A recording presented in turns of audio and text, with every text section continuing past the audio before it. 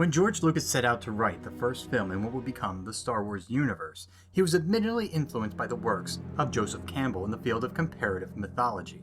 Lucas purposely set out to make a modern mythology. Campbell said that all the great myths, the primitive myths, the great stories have to be regenerated if they're going to have any impact, and that you had done that with Star Wars. Are you conscious of doing that? Well, when I did Star Wars, I consciously set about to recreate myths, and I wanted to use those motifs to deal with issues that existed today.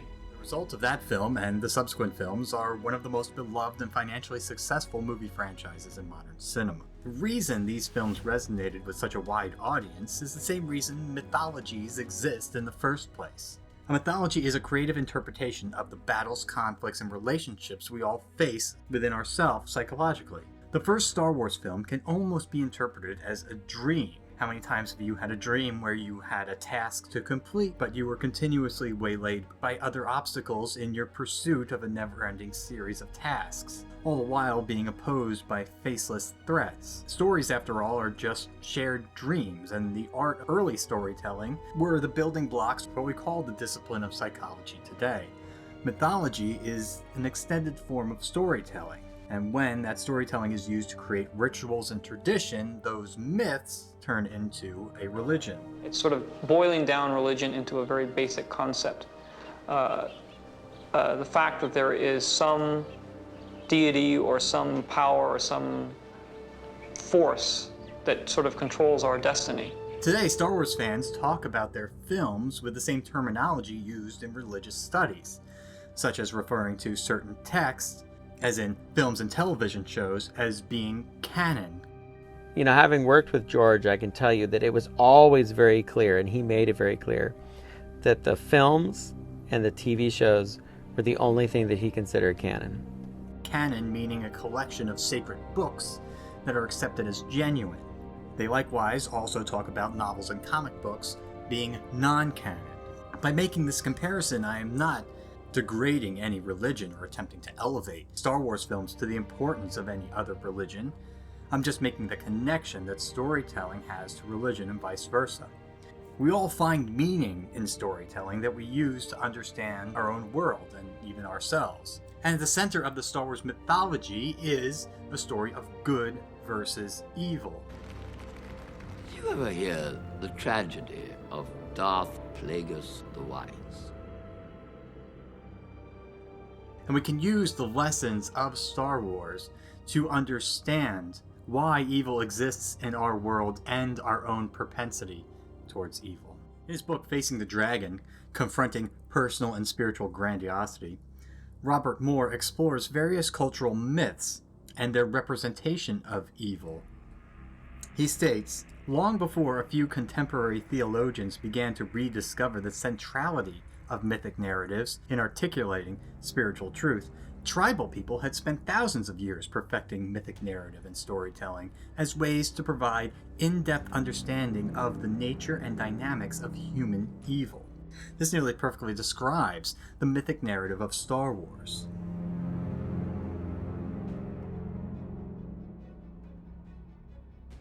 Let's explore what Star Wars has to teach us about evil. There exists a great life force within our human psyche. That force can drive us to greatness or lead us into mania, depression, and psychosis.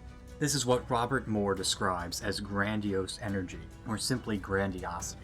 Moore uses the imagery of the dragon in myths as a representation of our own grandiose tendencies that drive our motivation. This energy is similar to what other psychologists, such as Freud, would have called the id, or Adler would have called the superiority complex, or Carl Jung called the archetypical self.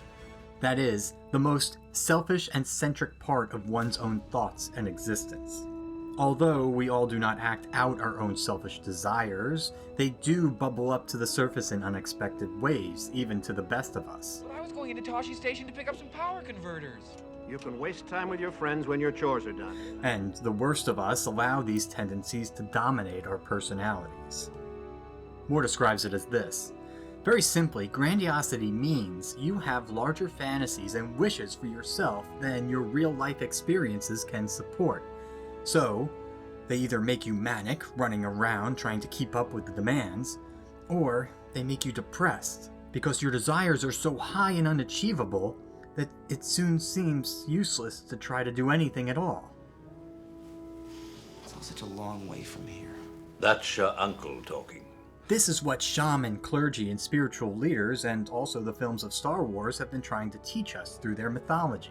That evil is not some outside force. It is the grandiose tendencies locked away within our own psyche that, if not confronted by the hero, could bring chaos to us in the real world. The dragon or other mythical beasts that permeate the Star Wars films are symbolic representations of this chaos. In the Western mythic tradition, the dragon represents chaotic power, that is the enemy to our hero trying to bring order to the world, such as the myths of Leviathan, Hafgulf, and Beowulf. In these traditions, the presence of the beast is perennial. Beowulf, the Nordic king, must continue to confront one beast and dragon after another until his eventual demise. In each confrontation, he both wins and loses something. The heroes in Star Wars are often confronted by a great beast that besets upon them while they're in their journey. This follows in the Western tradition of the dragon as an enemy to the hero. While the heroes in these stories are battling for their lives, the psychological stakes are even greater, because these battles represent a battle for our hero's soul. They are battling their own grandiosity. The hero is not in conflict with the beast. Most times he's not even aware of its presence, just as we are unaware of our dependency on our feeling of superiority over nature, over chaos. It's then that when we least suspect it, that the beast surprises us and reminds us the duty of the hero is to stay humble before nature, before the world, and also the great powers within ourselves. The hero in Star Wars will either conquer this dragon himself, or evade it with the help of an outside ally. Either way, the hero learns a lesson. They are humiliated or humbled by the superior force of nature that force them to come to terms with their place in the cosmic struggle of order and chaos. In the human psychology of combat, it's necessary to demonize or dehumanize an enemy. In storytelling, it's very easy to describe an enemy as an actual dragon, a demon, or rancor. This part of psychology comes from Carl Jung's idea of the conscious and unconscious mind. And these dream-like stories we call mythology are representative of our unconscious mind. And we project onto them our own archetypical notions of heroes, mentors, warriors, fathers, and lovers, villains. The purpose of bringing these projections out of our unconscious and into the real world through stories and myths is to awaken with us these thoughts and feelings, so that we do not manifest them in dangerous ways. These dragons, beasts, or enemies in these stories are there to remind us that the true enemy always lies within, even if we don't realize it. What's in there? Only what you take with you. This is made very clear when Luke enters the cave in Empire Strikes Back. The threats in Star Wars universe have thus far come from the outside. The beasts or the stormtroopers have been external threats. But this foreshadowing and the eventual reveal that the external enemy to Luke is of course his own father tells our hero that he has the capacity for evil within him as well, just like it exists in all of us. Eastern cultures have different depictions of dragons in their mythology.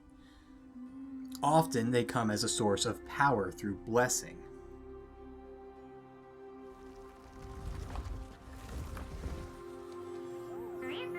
I just transferred a bit of life. Force energy from me to him. You would have done the same. They rejuvenate a character.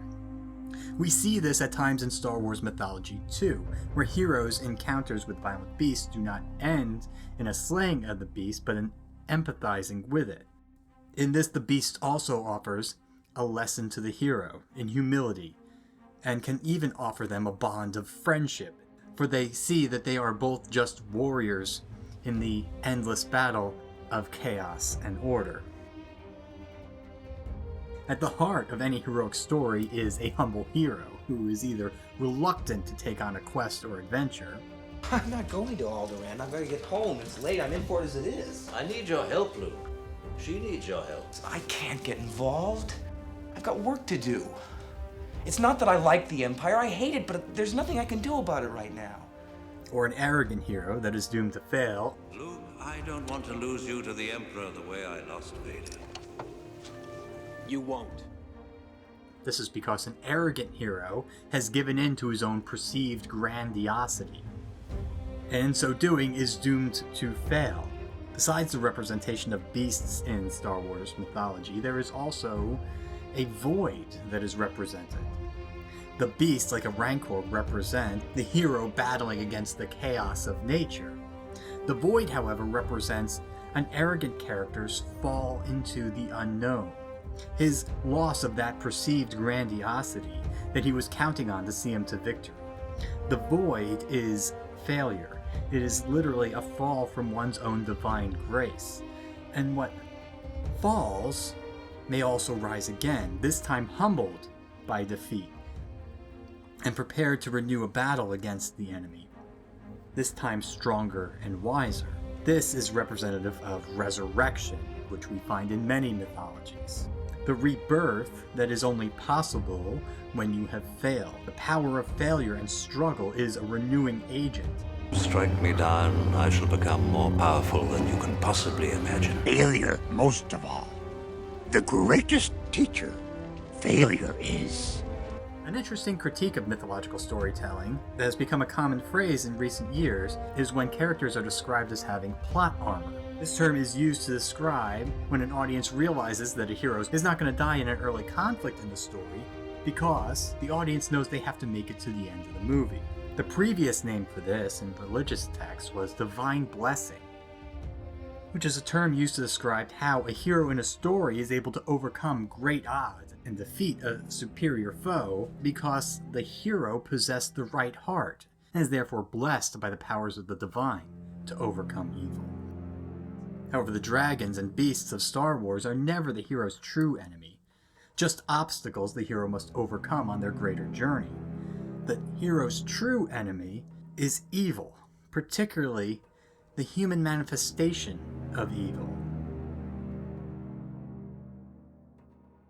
The evil that humanity is capable of when people project their grandiosity outwardly and actively pursue their desires at the expense of others' well-being. The presence of evil in mythology is the shortcut to grandiose desires that the hero feels the pull to.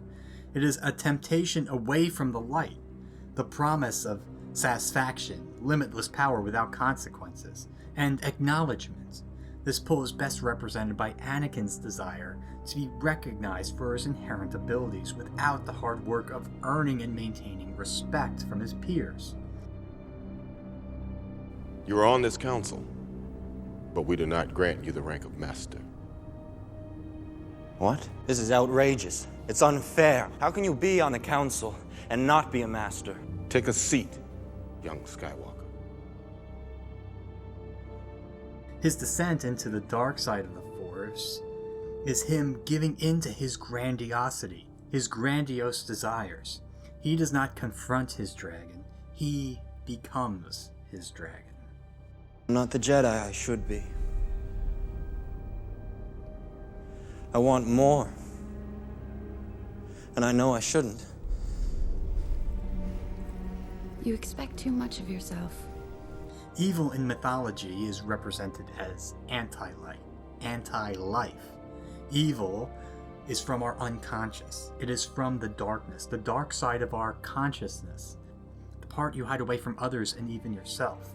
This grandiose energy will push you to hide your mistakes, your transgressions, and all of your limitations. To do this, it must isolate you from others. It will use powers of deceit and illusion to control you without you being aware. When you give in to your grandiosity, you are participating in evil. Evil hates the world, and it destroys all those who do not validate its own grandiosity. which includes yourself.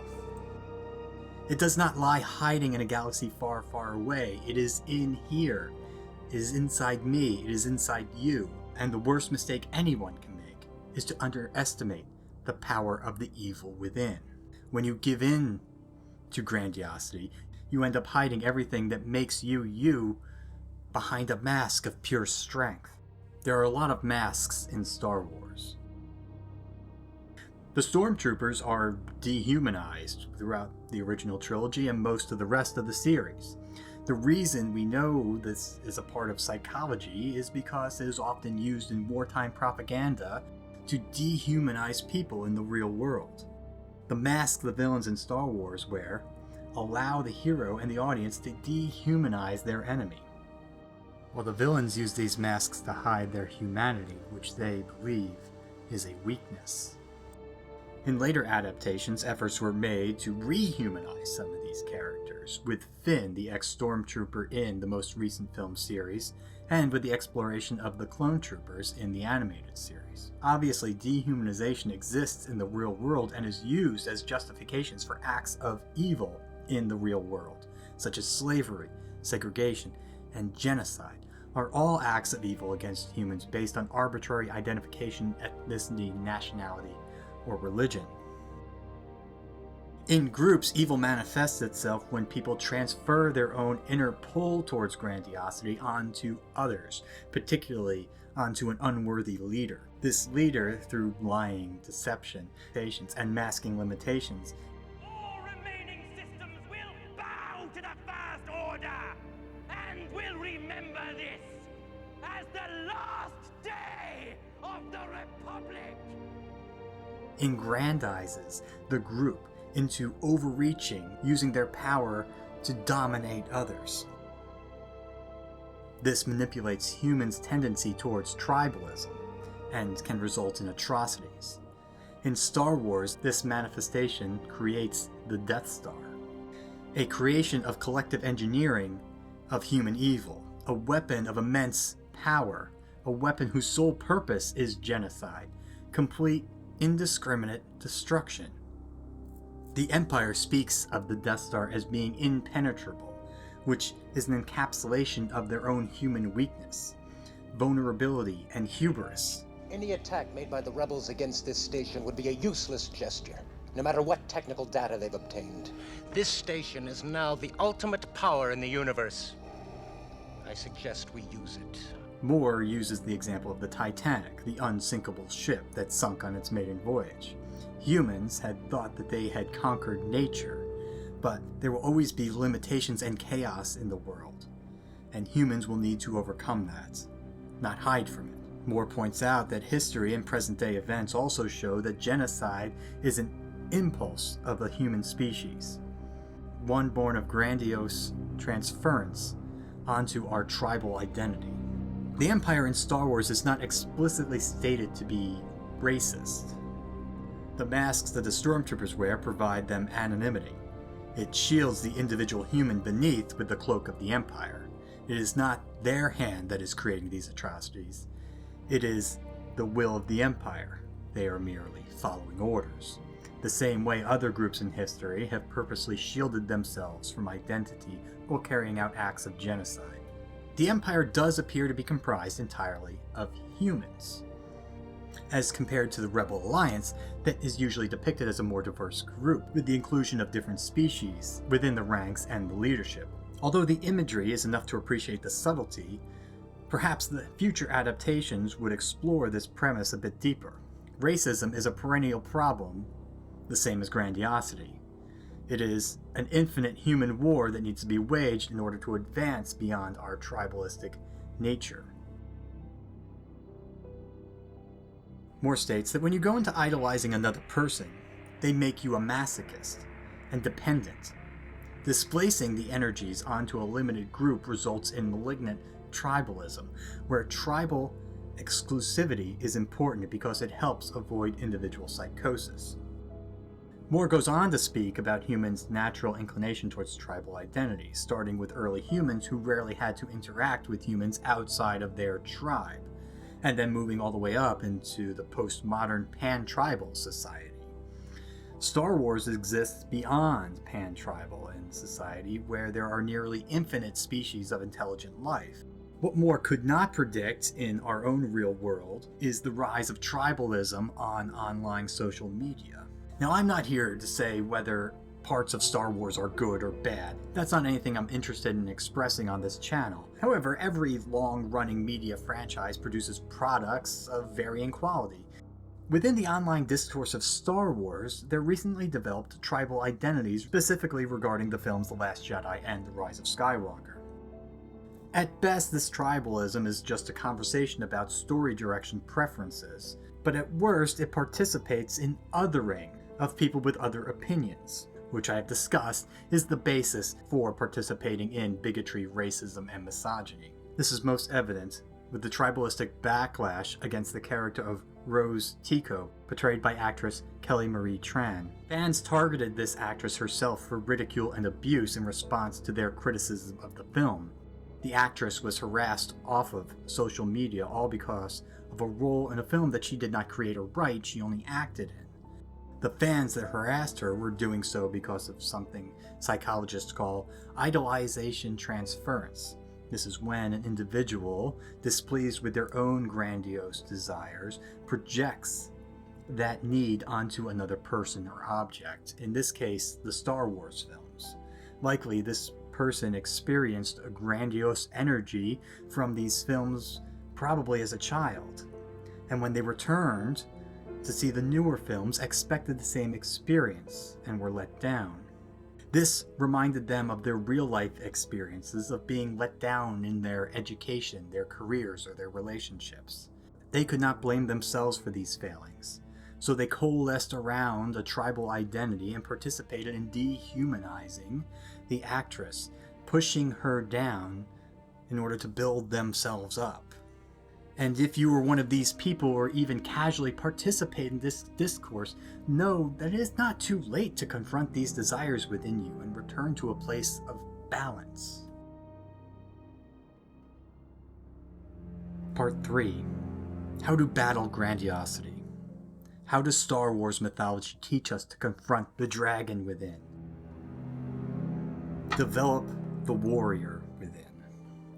The hero's journey, popularized by the works of Joseph Campbell, results in the development of the mature form of the hero, the warrior.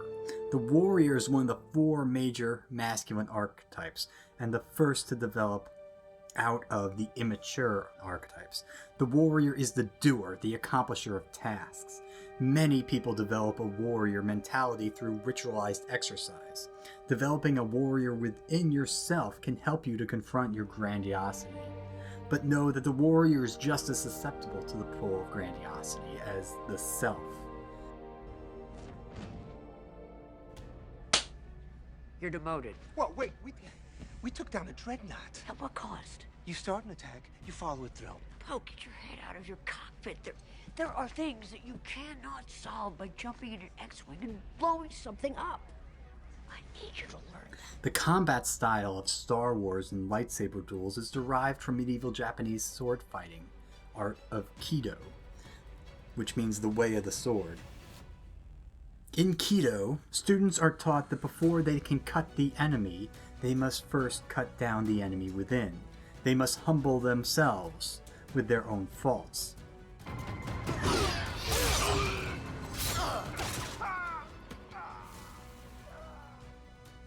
Just because the warrior has been taught this once, that does not mean the battle is over. They must continue to remind themselves of their own limitations. A hero is not aware of his limitations. He believes he can conquer anything, but a warrior knows from his training that the battle does not end with maturity. It is an infinite conflict with the grandiose presence within. It never matters how much you exercise, meditate, or pray. It doesn't matter how far you advance in your work, your organization. Grandiosity will always be tempting. Not victory. The shroud of the dark side has fallen.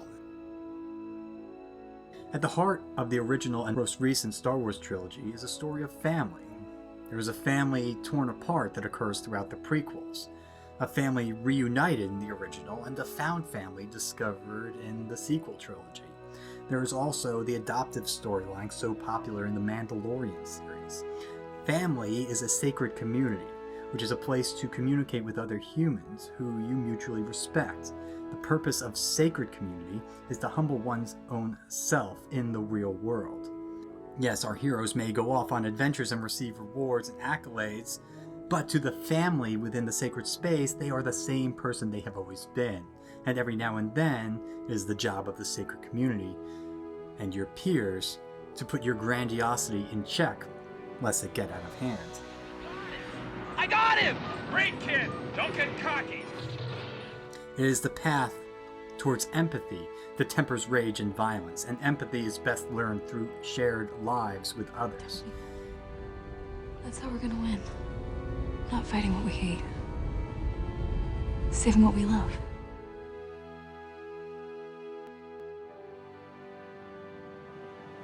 One of the truly great imagery to come out of the Star Wars mythology is the image of the Force Ghost, where Luke and others have the ability to communicate with somebody who has passed on and is no longer part of their journey, but someone with whom the hero has great esteem. This is actually a practice suggested by other Jungian psychologists, speaking not to our dead relatives, but to the archetypes within our unconscious mind. The point is to connect to these unconscious archetypes and bring their projections into the real world. A great example of this comes from the sequel trilogy, where Kylo Ren speaks with his father, who was murdered by his own hands. You're just a memory. Your memory. It's just a projection of the father archetype that lives within him, and we can have those types of conversations too. Meditation and exercise. These benefits go without saying. As a long-distance runner myself, I tend to practice running and meditation at the same time. Well, in this liminal space of exercising or meditating, challenge yourself, your actions, your beliefs, just as I encourage you to do with your Force Ghost projections of your archetypes. Think on your desires, on your goals. Ask yourself, this is your grandiose self making projections, or if this is your true self. Participate in mythology. Develop the shaman within yourself. Just as you develop the warrior through ritual exercise, develop the magician archetype by participating in mythology, either of Star Wars or another myth, story, or religion of your choice. To those Star Wars fans who were disappointed with a particular character, narrative, or film, my suggestion is to do what George Lucas did. Create your own mythology that follows the paths and values and ethos that you believe in. The battle between yourself and grandiosity is just like the battle between good and evil in Star Wars. It's never over. There will always be evil in the world. There will always be tendencies for evil in yourself, which means there also exists a force for good in the world, a force for good in you, and even if you have fallen, even if you have given in and indulged in your grandiosity, it is still there. Remember, the Force will be with you, always.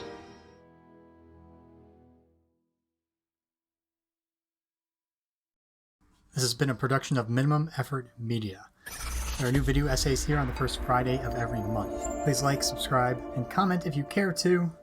You can reach out to me at The Lazy Stoic across all social media. Thank you for watching.